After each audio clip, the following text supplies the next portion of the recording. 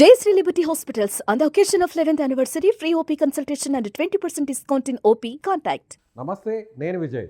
కాశ్మీర్లో జరిగినటువంటి ఉగ్ర దాడిని ప్రతి ఒక్కరు కూడా తీవ్రంగా ఖండిస్తున్నారు. కుల మతాలకు అతీతంగా అందరూ కూడా ఏకతాటిపైకి వచ్చి ఈ దాడిని ఖండిస్తున్నటువంటి పరిస్థితి ప్రస్తుతం దేశంలో నెలకొందని చెప్పాలి. అయితే ఇప్పుడు కొద్దిసేపటి కిందట రక్షణ శాఖ మంత్రి రాజ్నాథ్ సింగ్ మీడియాతో మాట్లాడుతూ ఈ ఉగ్ర దాడి వెనక ఎవరున్నా కూడా ఖచ్చితంగా వారిని వదిలిపెట్టే ప్రసక్తి లేదు. భారతదేశాన్ని ఎవరు కూడా ఇలాంటి దాడుల వల్ల భయపెట్టలేరు. ప్రపంచం అంతా కూడా ఆశ్చర్యపడేలా ప్రతీకారం ఉంటుందని ఆయన చెప్పుకొచ్చారు. దీని గురించి డిస్కస్ చేద్దాం. అసలు ఉగ్రవాదులు దాడులు చేయడాన్ని ఎలా ఖండిస్తున్నారు ముస్లిం మత పెద్దలతో మాట్లాడే ప్రయత్నం చేద్దాం. మనతో పాటున్నారు ముస్లిం మైనార్టీ లీడర్, అలాగే మైనార్టీ హక్కుల పరిరక్షణ సమితి అధ్యక్షులు ఫరూక్ షుబ్లీ గారు. ఫరూక్ గారు నమస్తే అండి. నమస్తే అండి. ఫరూక్ గారు, ఈ దాడి ముఖ్యంగా హిందువుల్ని టార్గెట్ చేసుకొని చేశారు. హిందువా కాదా అనేటువంటి విషయం కన్ఫామ్ చేసుకున్న తర్వాత వాళ్ళ ఐడి కార్డ్స్ని చూడడం, కొంతమందిని అయితే కొన్ని మీడియాలో మనం మాట్లాడినటువంటి సిచ్యువేషన్ అక్కడ జరిగింది. సో ఇలాంటి దాడులు జరగడాన్ని మీరు ఎలా ఖండిస్తారు? మీరు దీని గురించి ఏం మాట్లాడతారు? దీనికి ఎటువంటి పదాలు కూడాను సరిపోవు. ఏ విధంగా కూడాను దీనికి ఖండించాలంటే కనుక అది ఎవరిపై అయితే జరుగుతుందో వారికి మాత్రమే ఆ యొక్క బాధ ఏంటని తెలుస్తుంది. కానీ మన భారతదేశ పౌరులు వారిపై జరిగినటువంటి ఈ అటాక్ అత్యంత క్రూరాతికూరమైనటువంటి చర్య. ఇది ఒక రకంగా చెప్పాలంటే పిరికి పంద చర్య అండి. ఇందులో అటువంటి అనుమానం లేదు. ఈ రోజున మీరు ఇందాకటి నుంచి మాట్లాడుతూ అనేకమైనటువంటి టీవీ ఛానల్స్ కానివ్వండి, ప్రతి చోట కూడా జరుగుతున్నటువంటి డిస్కషన్ ఏంటంటే ఒక మతం ఆధారంగా ఇటువంటి చర్యకు పాల్పడ్డారు అని చెప్తుంటే, నేను అదే మతానికి ఫాలో చేసేటటువంటి వ్యక్తిని. అంటే ఇప్పుడు మనం ముసుగు తీసేసి మాట్లాడితే కనుక నేను ఐఎమ్ ఏ ప్రాక్టీసింగ్ ముస్లిం. నేను ఏదైతే మతాన్ని నేను ఆచరిస్తున్నానో ఆ మతం చాలా స్పష్టంగా నాకు ఇస్తున్నటువంటి ఉపదేశం ఏంటంటే, ఒక మనిషిని అన్యాయంగా హతమార్చడం సమస్త మానవాళిని హతమార్చడమే అని చెప్పేసి చాలా స్పష్టంగా తెలియజేస్తుంది. నంబర్ 1. నంబర్ 2, ఎవరైతే పర్యాటకులు ఉన్నారో, ఎవరైతే సివిలియన్స్ ఉన్నారో వారిపై దాడి చేయమని చెప్పేసి ఎక్కడా కూడాను ఇస్లాం ఎక్కడ కూడాను మీకు అవకాశం కల్పించదు. వీళ్ళు ఎవరైతే ఈ దాడికి పాల్పడ్డారో, నువ్వు హిందువా ముస్లింవా అని చెప్పేసి ఎవరైతే వీడు చంపాడో వాడే ముస్లిం కాదండి. Is not a Muslim. Is absolutely not a Muslim. నేను ఈ మాటని మీరు ఎవరితో అయినా కానీ మీరు అనిపించుకోవచ్చు. ఎందుకంటే ఒక అభంశుభం తెలియనటువంటి వ్యక్తులు వారు పర్యాటక కేంద్రానికి పర్యాటకుల్లాగా అక్కడికి వెళ్తే మా నార్మల్ సివిలియన్స్ పై దాడి చేయడం ఏంటంటే ఎంత సిగ్గుమాలిన చర్య అనేది. ఈ రోజున నిజంగా నాకైతే చాలా సిగ్గేస్తుంది. ఈ రోజున మనం 2025లో బతుకుతూ ఈ రోజు హిందువుల్ని చంపారు చంపింది హిందువులు అని చెప్పేసి మనం చెప్తున్నాం సార్. కానీ ఇక్కడ గమనించాల్సినటువంటి అంశం ఏమిటంటే, అక్కడ చంపింది హిందువులు 28 మంది చంపబడ్డారంటే కనుక నాకు తెలిసినంత వరకు జమ్మూ కాశ్మీర్ లో ఉన్నటువంటి ఎంత మంది అయితే పౌరులు ఉన్నారో, మరీ ముఖ్యంగా కాశ్మీర్ లో ఎంత మంది అయితే పౌరులు ఉన్నారో వారు అందరూ కూడాను చచ్చిపోయినట్టే. అదేంటంటే అంత పెద్ద స్టేట్మెంట్ ఎలా ఇస్తారు అని చెప్పేసి. ఈ రోజున వారి యొక్క ఏదైతే లైవ్లీహుడ్ ఉందో ఆ లైవ్లీహుడ్ ఆధారపడేది దేనిపై అండి? టూరిజం మీద ఆధారపడతారు. టూరిజం మీద 99% టూరిజం పై ఆధారపడుతుంది. అటువంటి టూరిజం పై జస్ట్ ఇప్పుడు కాస్త ఆర్టికల్ 370 తర్వాత ఇష్యూస్ అన్ని కూడాను కుదరపడి ఇప్పుడు పర్యాటక కేంద్రంగా బాగా అభివృద్ధి చెందుతూ ప్రతి ఒక్కరు కూడా అక్కడికి వస్తున్నారు. 4 రూపాయలు వాళ్ళు సంపాదించుకుంటున్నారు. ఇటువంటి తరుణంలో వాళ్ళ కాళ్లపై వాళ్లే కొట్టుకుంటారా? ఇది ఒక పెద్ద ప్రశ్న సార్. ఇది నంబర్ 1. నంబర్ 2, ఎవరైతే వీరు హిందువుల్ని కోరి మరి చంపారంటున్నారో అదే హిందువుల్ని ఎవరైతే చంపారో అక్కడ కాపాడిన వాళ్ళందరూ కూడా ముస్లిం. నేను చెప్పదలుచుకుంది ఏంటంటే, ఒకడు చేసిన తప్పుని తీసుకొచ్చి మొత్తం సమాజంపై అంటకట్టే ప్రయత్నం ఇది ఏమాత్రం కూడాను సమంజసం కాదు.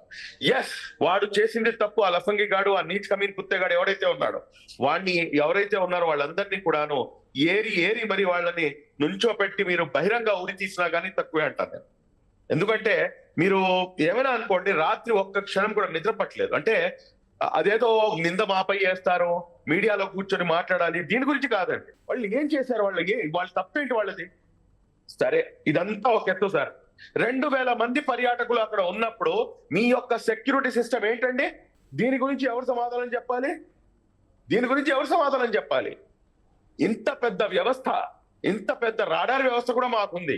మరి ఇంత పెద్ద వ్యవస్థ పెట్టుకొని 2000 మంది పర్యాటకులు ఆ ప్రాంతంలో ఫరూక్ గారు మీరు చెప్పిన ఈ పాయింట్కే వద్దాం. సరిగ్గా 20 days బ్యాక్ ఇదే పహల్గామ్లో ఎక్కడైతే ఇప్పుడు అటాక్ జరిగిందో ఆ ప్రాంతానికి నేను ఫ్యామిలీ మెంబర్స్తో వెళ్ళడం జరిగింది. దాదాపు 20 మంది మా ఫ్యామిలీస్ అందరూ కూడా వెళ్ళడం జరిగింది. అయితే అక్కడున్న ప్లేస్లో అసలు ఎలాంటి ఉగ్రవాద కార్యకలాపాలు ఉన్నాయనేటువంటి భయం కానీ, అందరూ చాలా ప్రశాంతంగా ఉన్నారు, చాలా పీస్ఫుల్గా ఉన్నారు. ఎక్కడైనా ఏ వైపు నుంచి అయినా ముప్పు పొంచుకొస్తుందనేటువంటి ఎలాంటి హెచ్చరికలు లేవు. చాలా సాధారణ జీవితం ఉంది అక్కడ. అలాగే అక్కడ ఉన్నటువంటి కశ్మీరియన్స్ అందరూ కూడా 99% ముస్లిమ్సే ఉన్నారు. వాళ్ళందరూ కూడా టూరిస్టులను ఎంత గౌరవంగా చూస్తున్నారంటే అక్కడ ఎక్కడా కూడా హిందూ ముస్లిం అనేటువంటి ఒక డిఫరెన్సే లేదండి. ఒకరికొకరు గౌరవిస్తున్నారు, టెంపుల్స్ దగ్గర ఆపుతున్నారు. అలాగే అమర్నాథ్ యాత్ర గురించి కూడా ఇక్కడి నుంచే స్టార్ట్ అవుతుందని వెహికల్ ఆపి మరి అందరూ కూడా వివరిస్తున్నారు. కానీ ఉగ్రవాదులు నిజంగా కాశ్మీర్ కోసం ఇలాంటి ఉగ్రవాదం అని చెప్తున్నటువంటి వీరందరూ కూడా అక్కడ వారిని మీరు అన్నట్టుగా నిజంగా ఒక రకంగా పరోక్షంగా చంపేశారు. మీరు అన్నట్టుగా అంటే వారికి సంబంధించినటువంటి జీవనాధారాన్ని ఇంకా కోల్పోయే పరిస్థితి. దాదాపు 25 నుంచి 30% మంది ఇప్పటికే కశ్మీర్ ట్రిప్ని ముందుగానే ప్లాన్ చేసుకున్నటువంటి టూరిస్టులందరూ కూడా ఇప్పుడు రద్దు చేసుకుంటున్నారు. సో ఇక మీదట ఎవరు కూడా కాశ్మీర్కి వెళ్ళేటువంటి పరిస్థితి, ఆ సాహసాన్ని కూడా చేయరు. సో దీని గురించి ఏమంటారు సార్? దీని వెనకాల ఖచ్చితంగా పాకిస్తాన్ ఏదైతే ఆక్యుపైడ్ కశ్మీర్ ఉందో, దాని తర్వాత పాకిస్తానీ స్టూపిడ్ ఫెలోస్ ఎవరైతే ఉన్నారో వీళ్ళు పన్నినటువంటి పన్నాగంలో భాగమేది. ఎందుకంటే కశ్మీర్ కి ఎప్పుడైతే పర్యాటకులు రారో ఆటోమేటిక్ గా వాళ్ళు అనుకున్నది సాధించగలము అని చెప్పేసి వాళ్ళు అనుకుంటారు. కానీ మేము భారతదేశ పౌరులంగా మేము కాశ్మీరీ సోదరులు ఎవరైతే ఉన్నారో, జమ్మూ కాశ్మీర్ సోదరులు ఎవరైతే ఉన్నారో వారందరికీ కూడాను బాసటగా irrespective of caste, creed and religion, we are Indian, మేము భారతీయులం అన్న ఒకే ఒక్క నినాదంతో వాళ్ళందరినీ కూడాను హక్కులు చేర్చుకోవాల్సినటువంటి అవసరం ఉంది. మనం ఈ రోజున కనుక వాళ్ళపై ఒక వేరే రకంగా వేరే చూపుతో కనుక మనం చూస్తే కనుక దాన్ని ఆసరాగా చేసుకొని కొంతమంది మతోన్మాదులు, నేను చాలా క్లియర్ గా ఉన్నాను సార్, నేను చాలా క్లియర్ గా ఉన్నాను ఆ స్టేట్మెంట్ లో. కొంతమంది మతోన్మాదులు పక్క దేశంలో ఉన్నటువంటి మతోన్మాదులు ఇక్కడ ఇష్టం వచ్చినట్టుగా వారు ప్రవేశించే అవకాశాలు కూడాను ఉండవు అని చెప్పి కూడా చెప్పడానికి లేదు. ఇక్కడ మీరు గమనించాల్సినటువంటి అంశం ఏంటంటే సార్, కేంద్ర ప్రభుత్వం ఏంటంటే మీరు మాట్లాడితే కేంద్ర ప్రభుత్వంపై మాట్లాడుతున్నారు, కేంద్ర ప్రభుత్వంపై మాట్లాడటం కాదు సార్. కానీ ఇలాంటి సందర్భంలో రాజకీయాల్ని పక్కన పెట్టాలి ఫరూక్ గారు, ఎందుకంటే ఇలాంటి సందర్భంలో సో పార్టీ ఏదైనా కూడా ప్రభుత్వానికి బాసటగా నిలవాల్సినటువంటి పరిస్థితి. నేను రాజకీయం మాట్లాడట్లేదు, నేను చాలా సింపుల్ స్టేట్మెంట్ ఇస్తున్నాను. ఆ మాట అంటారనే నేనే ముందు అని చెప్తున్నాను. నేను ఆర్టికల్ 370 మరియు అదే విధంగా నోట్ల రద్దు, ఈ రెండు జరిగిపోతే దేశంలో అసలు మీకు ఉగ్రవాదం అనేది ఎక్కడ కూడాను దూరం దాకా కనిపించదు అని చెప్పేసి మనం స్టేట్మెంట్స్ చూసామా లేదా సార్? ఈ రోజున ఏంటండి ఇది? సరే, ఇది తీసి పక్కన పెట్టండి. ఇవాళ నుంచి ఒక 5 సంవత్సరాల ముందు జరిగినటువంటి సంఘటన, ఆల్ ఆఫ్ సడన్ గా అన్ని కిలోల ఆర్డిఎక్స్ ఎక్కడి నుంచి వస్తుంది, అంత పెద్ద ఇన్సిడెంట్ జరిగింది. ఇవాళకి కూడాను అది ఒక పెద్ద ప్రశ్నార్థకంలో ఉంది. అంటే నేను చెప్పదలుచుకుంది ఏంటంటే సార్, నేను ఒక పార్టీ పేరు తీసుకోవట్లేదు, లేకపోతే కేంద్ర ప్రభుత్వం అనట్లేదు, అక్కడ ఉన్నటువంటి రాష్ట్ర ప్రభుత్వం అనట్లేదు. కానీ నేను ఒకటైతే నేను చెప్పదలుచుకుంటున్నాను సార్, అదేంటంటే ఇదంతా కూడాను ఎక్కడైనా మమ్మల్ని రాజకీయాలు ఊబిలోకి లాగడం జరుగుతుందా? ఇటువంటి చర్యలు, ఇటువంటి దుస్సాహస చర్యలు ఏదైతే ఉన్నాయో వీటిపై సమగ్ర విచారణ జరగాలి. వాడు ఎంతటి వాడైనా కానీ అలాంటి వాళ్ళని శిక్షించాల్సినటువంటి అవసరం ఉంది. ఖచ్చితంగా వాళ్ళని శిక్షించాల్సినటువంటి అవసరం ఉంది. ఏంటి సార్ వాళ్ళు చేసిన పాపం ఏంటి? వాళ్ళు ఆ 28 మందికి మనం ఏం సమాధానం చెప్తాం?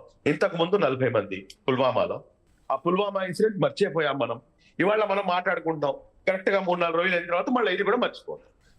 దీని వెనక లష్కరే తోయిబా హస్తం ఉంది, అలాగే పాకిస్తాన్ ప్రమేయం కూడా లేకపోలేదు అనేటువంటి వార్తలు కూడా వస్తున్నాయి. సో ఎవరిని కూడా వదిలిపెట్టే ప్రసక్తే లేదనేది రక్షణ శాఖ మంత్రి కూడా చెప్పారు, హోంమంత్రి కూడా చెప్పారు. సో ఒకవేళ పాకిస్తాన్ హస్తం ఉంటే, నిజంగా పాకిస్తాన్ ప్రేరేపిత ఉగ్రవాద సంస్థల హస్తం కానీ ఉంటే ఏం చేయాలంటారు? వాళ్ళ మీద ఎలాంటి చర్యలు తీసుకోవాలంటారు? సార్ 100% చర్యకి ప్రతి చర్య ఉండాల్సినటువంటి అవసరం ఎంతైనా ఉంది, అందులో ఏ మాత్రం సందేహం లేదు. ఈ రోజు చైనా బార్డర్ లో కానివ్వండి, ఈ రోజు ఇక్కడ కానివ్వండి, ప్రతి చోట కూడాను మనకి తెలియనటువంటి అంశాలు అనేకమైనటువంటి ఉన్నాయి. ఈ రోజున ఇక్కడ ఇంత పెద్ద అంశం జరిగింది కాబట్టి ఇది ఒక పెద్ద హైలైట్ అయింది. మొత్తం ఇష్యూ మొత్తం ఇంటర్నేషనల్ వైడ్ గా ఇది ఒక పెద్ద చర్చ జరుగుతుంది దీనిపై. కానీ అక్కడ పక్కన చైనాలో జరుగుతుంది ఏంటి? చైనా భూభాగం ఎంత భూభాగం చైనా మా భూభాగాన్ని ఆక్రమించింది. ఇక్కడ ఇది వీళ్ళు చేసినటువంటి పనులేంటి, వీటి అన్నిటిపై కూడాను ఈట్ కా జవాబ్ పత్తర్ సే దేంగే అన్నట్టుగా మా గౌరవ ప్రధానమంత్రి గారు ఖచ్చితంగా ఇస్తారు అని చెప్పేసి మేము ఆశిస్తున్నాం, ఇవ్వాలి అని చెప్పి ఆశిస్తున్నాం. మాకున్నటువంటి ఏదైతే భేదాభిప్రాయాలు ఉన్నాయో, బీజేపీ అంటే పడదు, ఆర్ఎస్ఎస్ అంటే పడదు, ఎస్ పడదు, కానీ దేశ సమగ్రత మరియు దేశ రక్షణ మరియు దేశం యొక్క ఔన్నత్యం వచ్చినప్పుడు వీఆర్ విత్ అవర్ పిఎం, అందులో ఎటువంటి సందేహం లేదు. ఎస్. సో ప్రభుత్వానికి బాసటగా నిలుస్తారు. ప్రధానమంత్రి ఏ నిర్ణయం తీసుకున్నా కూడా, ఎలాంటి స్టెప్ వేసినా కూడా గవర్నమెంట్ వారి వెనక నిలవడానికి సిద్ధంగా ఉన్నారు మీరు? ఖచ్చితంగా అండి. బెలటోళ్ళు దీనికి ప్రతీకార చర్య ఏదైతే మన యొక్క అంటే వీళ్ళు సివిలియన్స్ పై అటాక్ చేశారు కాబట్టి మీరు కూడా తిరిగి సివిలియన్స్ పై అటాక్ చేస్తామంటే కనుక అది ఏదైతే దాన్ని ఎవరు కూడా ఒప్పుకోరు. అది సో మన ప్రభుత్వం అలాంటి చర్యలు చేసే పరిస్థితి ఉండకపోవచ్చు. కాకపోతే ఇప్పుడు ఒక డిమాండ్ అయితే వినిపిస్తుంది. అందరూ కూడా సోషల్ మీడియాలో కావచ్చు, అందరూ కూడా ఒకే ఒక డిమాండ్ చెప్తున్నారు, ప్రత్యక్షంగా పరోక్షంగా. సో పాక్ ఆక్రమిత కాశ్మీర్లోనే ఉగ్రవాద కార్యకలాపాలు ఎక్కువగా ఉన్నాయి, పాకిస్తాన్ ఫుల్ సపోర్ట్ చేస్తుంది, కాబట్టి మన భారత భూభాగంగా చెప్పబడేటువంటి ఈ ప్రాంతాన్ని తిరిగి మనం కైవసం చేసుకోవాలి, తిరిగి మన ఆధీనంలోకి తీసుకోవాలి, అందుకోసం ప్రభుత్వం ఎలాంటి స్టెప్ వేయడానికైనా సిద్ధంగా ఉండాలి అనేది కూడా అందరూ చెప్తున్నటువంటి మాట. మరొక వైపు పాకిస్తాన్ కూడా ఈ దాడికి మాకు ఎలాంటి సంబంధం లేదు అంటూనే మరొక వైపు బార్డర్లంతా కూడా ఇప్పటికే సైనికుల్ని అలాగే యుద్ధ విమానాలంతా కూడా మోహరిస్తున్నటువంటి పరిస్థితి. సో దీన్ని ఎలా చూడాలి అంటారు? అంటే పాకిస్తాను ఒకవైపు తమకు సంబంధం లేదంటూ చెప్తూనే మరొక వైపు మిలిటరీ యాక్షన్ కూడా రెడీ అవుతున్నట్టుగా వార్తలు వస్తున్నాయి. దీన్ని ఎలా చూడాలంటారు? సార్ మీకు ఒక చిన్న మాట చెప్తాను సార్. నేను మీకు 1947 ఎప్పుడైతే ఈ దేశం విభజనకు గురైందో ఆ టైంలో మేము ఎవరి సంతతం అనేది నేను మీకు తెలియజేస్తున్నాను. మేము మా పూర్వీకులు ఎవరు అనేది మీకు తెలియజేస్తున్నాం. మా పూర్వీకులు ఎవరు అంటే, ఈ దేశం విభజన కాకూడదు, ఈ దేశం అఖండ భారతదేశంలానే ఉండాలి, ఈ దేశం మతం ఆధారంగా లేకపోతే దీని ఆధారంగా ఇది 2 భాగాలుగా విభజించడానికి కుదరదు, మనం అందరం కలిసే ఉండాలి అని చెప్పేసి ఎవరైతే అప్పుడు కోరుకున్నారో వారి యొక్క సంతతి మేము సార్. ఈ రోజున నేను చెప్తున్నాను, పిఓకే కాదండి, పాకిస్తాన్ ఆక్యుపైడ్ కాశ్మీర్ కాదు, పాకిస్తాన్ ని సైతం కూడాను మేము ఆక్యుపై చేసుకోవాలని చెప్పేసి కోరుకుంటాను నేను. ఎందుకు కోరుకోకూడదు? మేము నిజంగా సాధ్యపడే పరిస్థితి అని అంటారా? సాధ్యపడే పరిస్థితి అంటే అది అయితే ఒక పెద్ద క్వశ్చన్ మార్క్ అది. బట్ అంటే మా యొక్క ఇంటెన్షన్స్ మా యొక్క ఆలోచన అంటే ఇప్పుడు ఉన్న సిచ్యువేషన్ లో మా యొక్క ఆలోచన అలా ఉందండి. ఎందుకంటే వాళ్ళు చేసిన తప్పు ఏంటంటే ఎన్నిసార్లు ఈ రకంగా జరుగుతుంది, ఎప్పటి వరకు మనం దీన్ని ఉపేక్షించాలి, ఎందుకు ఉపేక్షించాలి? వాడు ఎవడో ఒక్కడు చేసినటువంటి తప్పుకి ప్రతి ముస్లిం బయటకు వచ్చి సంజాయిషి ఎందుకు ఇచ్చుకోవాలి? అటువంటి పరిస్థితి ఎందుకు రావాలి? అటువంటి వాళ్ళని ఏరిపడేయాల్సినటువంటి బాధ్యత మాకు లేదా? సో ఇప్పుడు హిందువులు ముస్లింల మధ్య విభేదాలని సృష్టించే ప్రయత్నం అయితే అనుకోవచ్చా? పర్టికులర్ గా హిందువుల్ని టార్గెట్ చేస్తూ అది గత 80 సంవత్సరాల నుండి ఈ దేశం స్వాతంత్రం వచ్చిన దగ్గర నుంచి అనేకమైనటువంటి కుట్రలు టిల్ దిస్ టైం వరకు కూడాను హిందువులు ముస్లింల మధ్య ఒక అగాధం తీసుకొని రావడానికి, లేకపోతే ఒక భేషజాలాన్ని సృష్టించడానికి, అగాధాలను సృష్టించడానికి అనేక మంది కృషి చేశారు, కృషి చేస్తూనే ఉంటారు. కానీ ఈ దేశం యొక్క గొప్పతనం, ఈ గొప్పతనం మీది కాదు, ఈ గొప్పతనం నాది కాదు. ఈ దేశం యొక్క, ఈ మట్టి యొక్క గొప్పతనం అది. భిన్నత్వంలో ఏకత్వం, గంగా జమ్ని తహసీల్. మనం ఎక్కడికి వెళ్ళిపోయినా కూడా కానీ నన్ను మీరు పలకరిస్తారు, నేను మిమ్మల్ని ఆప్యాయంగా పలకరిస్తాను. ఈ దేశ సంస్కృతిలో భాగం ఇది. కాబట్టి ఎవరు ఎన్ని కుట్రలు పన్నా కానీ కాసేపటికి కొంచెం ఏమైనా ఒక మాట చెప్పొచ్చు కానీ అల్టిమేట్ గా నాకేమైనా ఇబ్బంది వస్తే కనుక అందరికన్నా ముందు నా పక్కన ఉన్నటువంటి హిందూ సోదరుడు నాకు బాసడగా నుంచుంటాడు. మీకేమైనా ఆపద వస్తే కనుక మీ పక్కన ఉన్నటువంటి ముస్లిం సోదరుడు irrespective of caste, creed and religion, he will come and stand along with you. ఇది ఈ దేశం యొక్క గొప్పతనం సార్. ఈ దేశంలో ఉన్నటువంటి ఔన్నత్యాన్ని, ఈ దేశం యొక్క ఏదైతే సంస్కృతి సంప్రదాయంలో ఇది అతిపెద్ద భాగం. దీన్ని డిస్టర్బ్ చేయటాలు అని చెప్పేసి అనేక కుట్రలు ఉన్నారు, కానీ ఎవరు సక్సెస్ కాలేదు, కాబోరు కూడా. ఒక ముస్లిం లీడర్ గా చెప్పండి, ఎవరైతే ఇప్పుడు ఉగ్రవాదులు చెప్తుంది జిహాద్, పవిత్ర యుద్ధం అంటున్నారు, సో తిరిగి కాశ్మీర్ని కైవసం చేసుకుంటాం, కాశ్మీర్కి స్వాతంత్రం రావడమే మా లక్ష్యం అంటున్నారు. కానీ ఈ విధంగా అమాయకుల్ని చంపడం, అసలు కాశ్మీర్కి పాకిస్తాన్కి ఎలాంటి సంబంధం లేని అమాయక పౌరుల్ని చంపడం ఎంతవరకు కరెక్ట్ అంటారు? అసలు ఇస్లాం సార్ ఏం వీళ్ళు చెప్తుంది? నిజంగా ముస్లిం జిహాద్ అంటే ఏం సమాజానికి చెప్తుంది? సార్ వీళ్ళు నిజంగా సరే జిహాద్ గురించి వస్తాను. నిజంగా వీళ్ళు కనుక ముస్లిం సమాజాన్ని లేకపోతే ముస్లిం సమాజంలో యువకులను లేకపోతే ముస్లిం సమాజ ఉద్ధారకులు అని చెప్పేసి మనం భావిస్తే కనుక ఇటువంటి చర్యలకు పాల్పట్టరండి. వీళ్ళు ముస్లిం సమాజ ద్రోహులు, ముమ్మాటికి ద్రోహులు. ఎందుకంటే ఈ రోజున ఆ కాశ్మీరీల కడుపు మీద కొట్టింది ఎవరండి? ఎవరు వెళ్తారు? ఈ రోజున ఎవరు వెళ్తారు చెప్పండి? It's very clear answer. కాబట్టి ఇది ఒక కుట్రలో భాగం, అందులో ఎటువంటి సందేహం లేదు. నంబర్ 2, మీరు అడిగినటువంటి ఏదైతే పవిత్ర యుద్ధం సార్, జిహాద్ అనగానే ఈ రోజున ఉలికి పడేటటువంటి పరిస్థితి ఏర్పడిపోయింది. ఏంటంటే అరే జిహాద్ అనగానే జిహాదీలు వస్తారు, జిహాదీ. కొంతమంది కామెడీగా అరే మా ఫ్రెండ్ జిహాదీ గాడు వస్తాడు అంటారు. అంటే వాళ్ళకి ఇంటెన్షన్ వేరేది ఉండదు, కానీ ఆ ఊత పదం అలా ఉపయోగిస్తారు. కానీ అతను ఉపయోగిస్తున్నటువంటి పదం దేనికి అంటే ఇటువంటి చర్యల్ని దృష్టిలో పెట్టుకొని జిహాదీ అంటారు. వాస్తవానికి చెప్పాలంటే సార్, మీరు కూడాను జిహాదీనే, మీ కెమెరామ్యాన్ కూడా జిహాదీనే, ఈ దేశంలో ఉన్నటువంటి ప్రధానమంత్రి కూడాను జిహాదీయే, ముఖ్యమంత్రి గారు జిహాదీయే, ఈ దేశంలో ఈ ప్రపంచంలో ఉన్నటువంటి ప్రతి ఒక్కడు కూడా జిహాదీయే. అదేంటి సార్ అంత పెద్ద స్టేట్మెంట్ ఇస్తారని చెప్పండి. ఎస్, జిహాద్ మీన్స్ స్ట్రగుల్. అంటే స్ట్రగుల్ చేయటం అంటే ఏంటి అనేది మన అందరికీ తెలిసింది. మీరు మీ పెళ్ళాం బిడ్డల్ని లేకపోతే మీ కుటుంబ వ్యవస్థని, మీ కుటుంబాన్ని మీరు పోషించడానికి మీరు స్ట్రగుల్ చేస్తున్నారు. నేను నా ఆర్గనైజేషన్ ని రన్ చేయడానికి, సమాజంలో కొంచెం మంచి జరగాలి, లేకపోతే నా కుటుంబాన్ని నేను పోషించుకోవాలి, ఏదో ఒకటి చేయాలి అని చెప్పేసి దాని గురించి కృషి చేస్తున్నాం. మీ ఇంట్లో ఉన్నటువంటి భార్య పిల్లలు, వాళ్ళు పిల్లల్ని బాగా చూసుకోవాలని చెప్పేసి, వాళ్ళు బాగా చదవాలని చెప్పేసి వాళ్ళు కృషి చేస్తారు, వాళ్ళు దానిపై స్ట్రగుల్ చేస్తున్నారు. స్ట్రగుల్ మీన్స్ జిహాద్ అండి. అందరికన్నా పెద్ద జిహాద్ చెప్పరా సార్ నేను మీకు? అందరికన్నా పెద్ద జిహాదు నీ మనస్సాక్షిగా నువ్వు ఏదైతే ఇది మంచి, ఇది తప్పు, ఇది ఒప్పు అని చెప్పేసి నీ మనస్సాక్షితో నువ్వు జిహాద్ చేయాలి. అది అందరికన్నా పెద్ద జిహాదు. ఈ రోజున నువ్వు అమాయకుల్ని చంపేసి నేను పవిత్ర యుద్ధం అంటే చూస్తూ కూర్చుంటావు అంటే ఇట్ అబ్సల్యూట్లీ రెడిక్యులస్. అందులో ఎటువంటి సందేహం లేదు. ఇది ముమ్మాటికి అసలు ఇది ఒక మతం, అసలు ఈ టెర్రరిజానికి మతంతో సంబంధం లేదు సార్.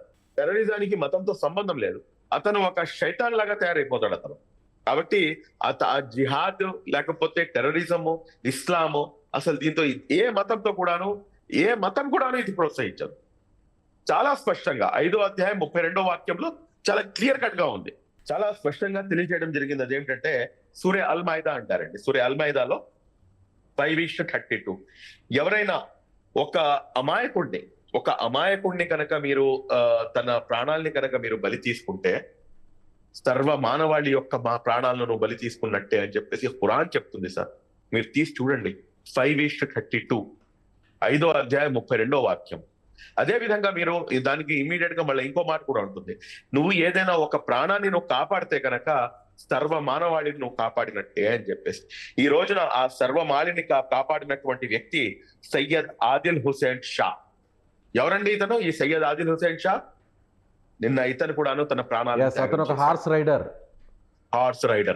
అతను ఉగ్రవాదుల చేతిలో ఉన్నటువంటి గన్ని లాక్కునేటువంటి ప్రయత్నం చేశాడు. వాళ్ళందరితో కూడా యుద్ధం చేశాడు. ఎందుకు చేశాడు సార్? ఎవరు ఇతను? అతను కూడాను నాలాంటి వాడే. అతను కూడాను నాలాంటి వాడు అని చెప్పి నేను ఎందుకు చెప్తానంటే, నేను ఒక ముస్లిం గా ఉన్నాను కాబట్టి, నేను ఒక ముస్లిం, అతను కూడా ఒక ముస్లిం కాబట్టి చెప్తాను. మాకు ఆ ఫీలింగ్స్ లేవండి.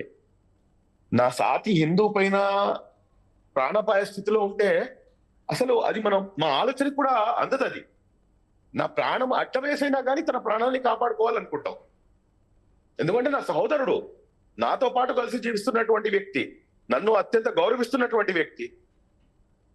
అతను హిందువా లేకపోతే వీడు ముస్లిమా అని చెప్పేసి నువ్వు ప్యాంటు జిప్పులు ఇప్పి చూసిన వాడిని నువ్వు కాలుస్తున్నావు అంటే వాడు అసలు ఏ మతానికి చెందిన వాడు చెప్పండి?